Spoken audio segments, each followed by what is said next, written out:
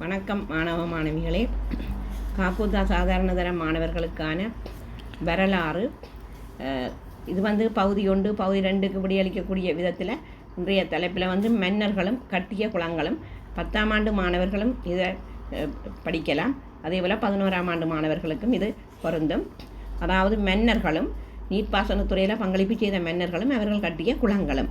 அதில் முதலாவது பார்ப்போம் பண்டுகாவியன். 3 குளங்களை கட்டியிருக்கிறான். அபயபாவி, அதனுடைய இன்னொரு பெயர் பசவ குளம்னு சொல்கிறது. காமினி பாவி, ஜெயபாவி. 2 தேவநம்பிய தீசன், அவன் திசா பாவியை கட்டியிருக்கிறான்.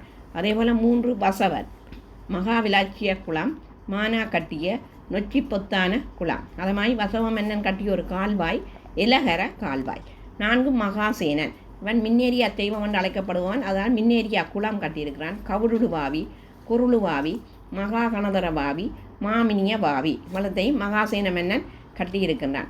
அதேபோல் 5வது உபதிச மன்னன் தோப்பா பாவியை கட்டியிருக்கின்றான். 6 தாது சேனன் கலாபாவி, மா ததுகமவ பாவி. 7 2ஆம் முகலன் பதவியா குளம். அதே போல் நாச்சதுவ குளம், அதனுடைய இன்னொரு பெயர் பப்பதன்ன குளம். அடுத்தது 1ஆம் அக்போ மன்னன் மாமடுவ குளத்தை கட்டியிருக்கிறான். ஸ்ரீவட்டமான குளம். 9வது 2ஆம் அக்போ கந்தலாய் குளம், கிரித்தலை குளம்.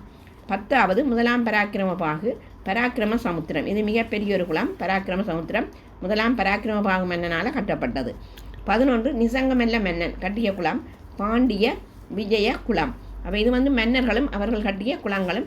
இது இலங்கப்படத்திலேயும் நான் ஏற்கனவே குறித்து காட்டியிருக்கிறேன். இதை வீடியோலையும் போட்டிருக்கிறேன். இலங்கப்படத்திலே இந்த குளங்கள் அவ்வளவும் குறித்து காட்டப்பட்டுள்ளது. இந்த வீடியோ உங்களுக்கு பிடித்திருந்தால் லைக் பண்ணி ஷேர் பண்ணி மறக்காமல் சப்ஸ்கிரைப் பண்ணுங்கள். நன்றி.